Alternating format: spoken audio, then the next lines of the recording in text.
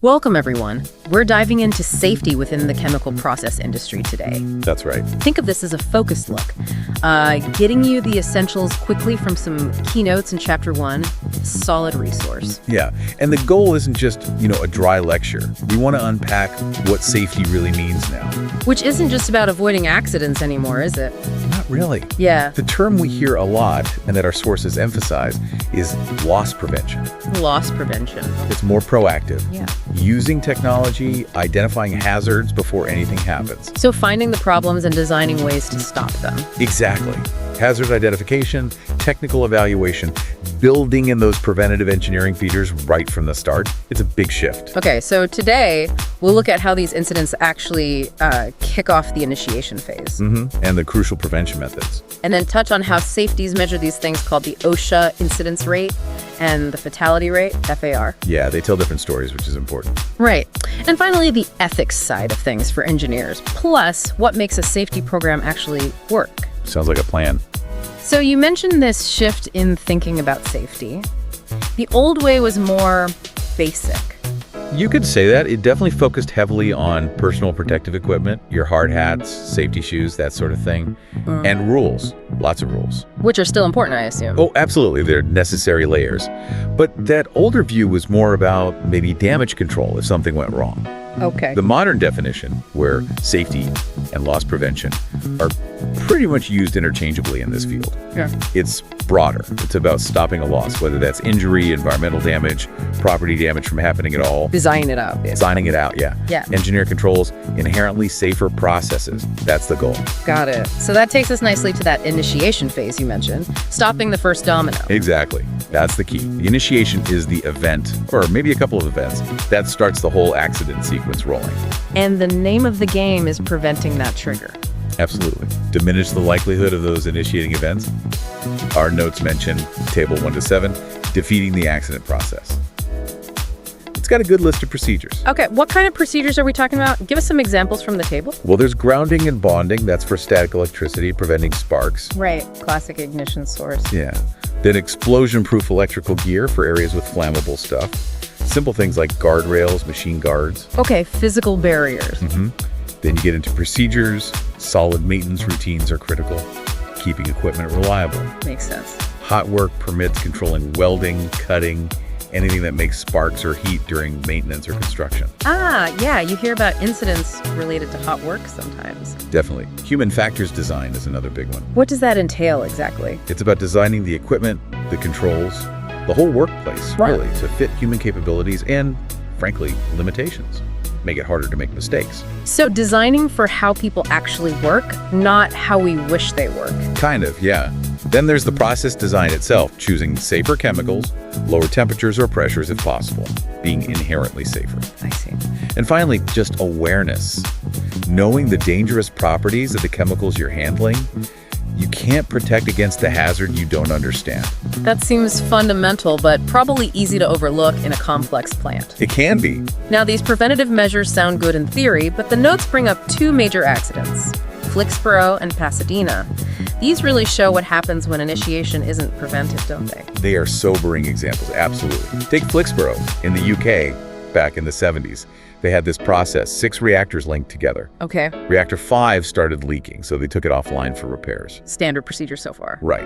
But to keep production going, they put in a temporary bypass pipe, a 20-inch pipe, to connect reactor 4 directly to reactor 6. A temporary fix. Yeah. But this temporary pipe, it wasn't designed or supported properly for the conditions. The pressure, the temperature, the flexing, it just couldn't handle it. And it failed, ruptured. That failure released somewhere around 40-50 tons of superheated cyclohexane. Huge flammable cloud. Which then ignited. Massive explosion. Yeah. Devastating. That bypass pipe failure, that inadequate temporary modification, that was the initiating event. Wow. A seemingly small change with enormous consequences. It really highlights the danger of temporary setups if they aren't engineered properly. Absolutely. Rigorous management of change is crucial. And what about the Pasadena accident in Texas? What was the trigger there? Pasadena was different, but equally tragic. This was in a polyethylene plant. There was a release of a highly flammable mix, ethylene, isobutane, hexane, hydrogen, under high pressure and temperature. Okay, dangerous stuff. Where did it come from? It happened in what's called the product settling leg. The investigation found strong evidence that standard operating procedures just weren't followed during maintenance. So not equipment failure this time, but human error or procedural deviation. It seems so. That failure to follow the established safe procedures led directly to the release. And ignition followed. Ignition followed, leading to a huge explosion and fire. So Flixboro equipment failure from a bad modification, Pasadena procedural failure, both initiating events, both catastrophic. Exactly. It drives home why that list of preventative measures, maintenance, procedures, design, hazard awareness, is so incredibly important. The initiation can come from different places. Okay, that really clarifies the importance of prevention at the start. Let's shift now to measuring safety. How do companies track how well they're doing? You mentioned the OSHA rate and FAR. Right. These are two common metrics, but they measure different things. Right. Let's start with the OSHA incidence rate. Okay. This basically tells you how often recordable injuries and illnesses happen in your workplace relative to the hours worked. How's it calculated? You take the number of injuries and illnesses in a year, multiply it by 200,000. Why 200,000? That number represents 100 full-time employees working 40 hours a week for 50 weeks a year. It standardizes the rate. Ah, okay. Per 100 employees per year, essentially. Exactly. Yeah. And you divide that by the total hours actually worked by all employees in that year. So it gives you frequency rate. A rate of how often incidents pop up. Yes. And there's a variation specifically for lost workdays. How's that different? It uses the same formula structure, but instead of all recordable incidents, it only counts the number of days people were unable to work because of a job-related injury or illness. So it focuses on more severe incidents. Generally, yes. Many feel the lost workday rate is maybe a better indicator of significant worker accidents compared to just counting all minor incidents. It reflects severity a bit more. Okay, so the OSHA rate gives you a sense of frequency, maybe some severity with the lost workday version. What about the FR, the fatality rate? That sounds more specific. It is. FR focuses only on fatalities. The calculation is different too. How? You take the number of fatalities, but this time you multiply by 100 million. That's 10 to the power of 8. Whoa, that's a much bigger number. Why 100 million? That huge number represents the estimated total working hours for 1,000 employees over an entire working lifetime, say 50 years. 1,000 people's careers. Okay. Then, like OSHA, you divide by the total hours worked by the actual workforce during the period you're looking at. So what does the resulting number actually mean? It's not just a count. No, it's a predictive rate.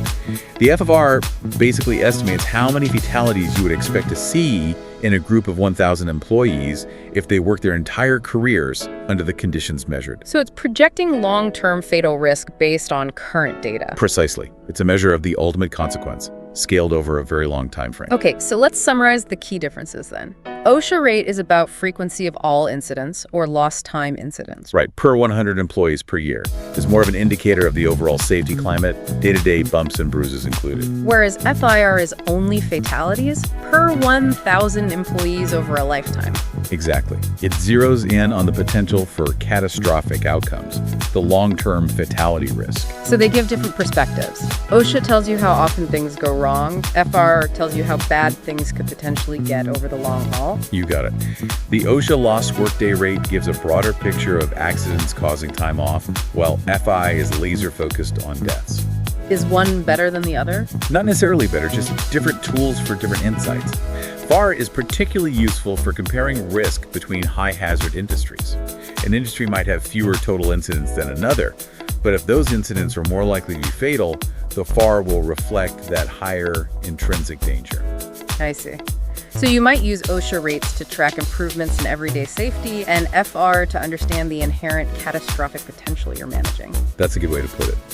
And both rely on accurately tracking total hours worked to make the comparisons fair. This number side is fascinating, but safety isn't just about metrics and procedures, is it? Our notes talk a lot about engineering ethics. Oh, absolutely fundamental. It's woven into the very fabric of being an engineer, especially in this field where the stakes are so high. What's the core principle? At the heart of it, engineers have a primary responsibility and ethical obligation to protect the public's safety, health, and welfare.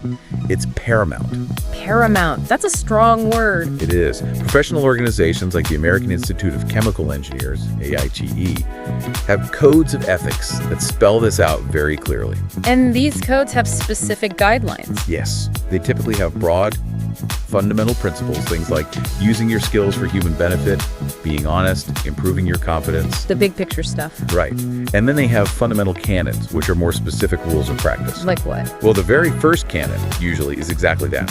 Hold paramount the safety, health, and welfare of the public. Can't be clearer. What else is in there? Things like only performing services in your areas of competence.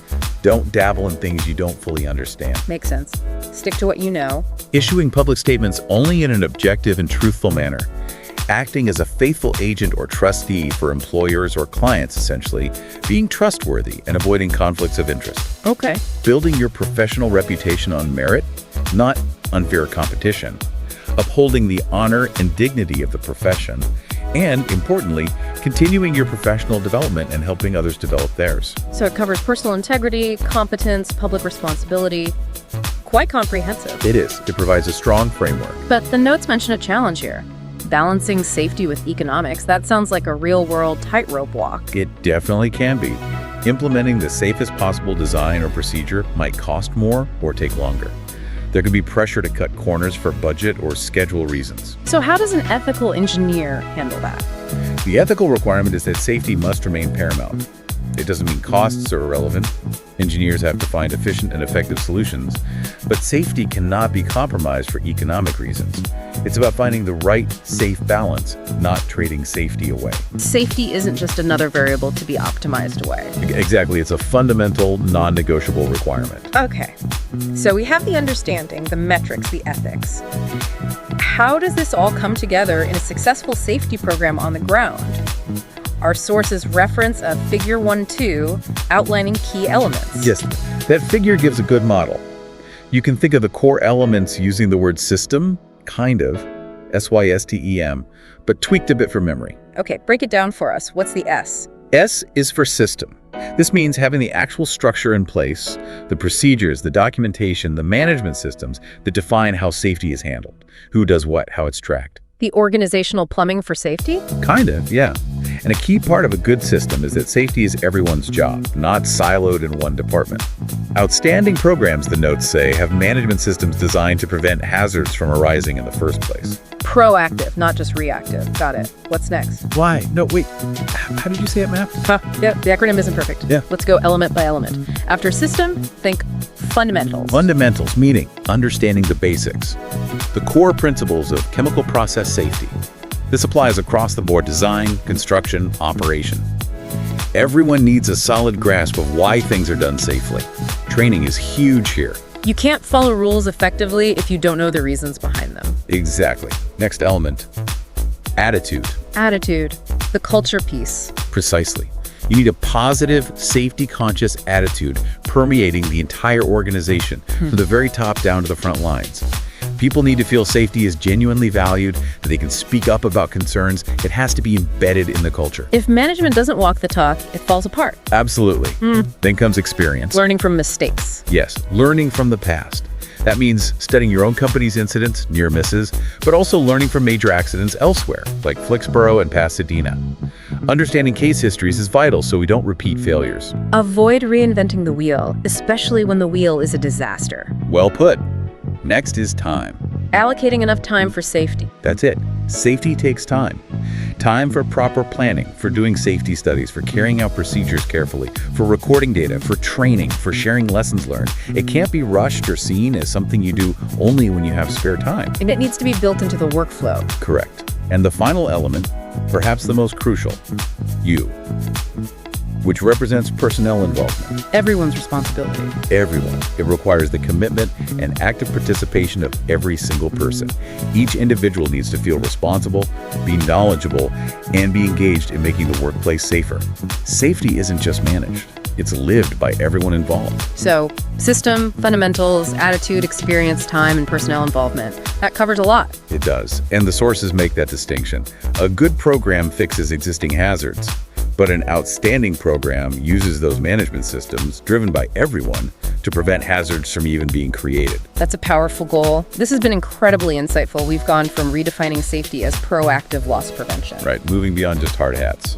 To understanding how things go wrong in the initiation phase, using examples like Flixboro and Pasadena. Yeah, those really underscore the importance of design and procedures. Then we looked at the metrics OSHA rates, giving that frequency picture, FAR giving the long-term fatality risk view. Two different lenses, both valuable. Plus the non-negotiable role of engineering ethics holding safety paramount. The foundation of it all, really. And finally, these core elements that make a safety program truly effective on the ground.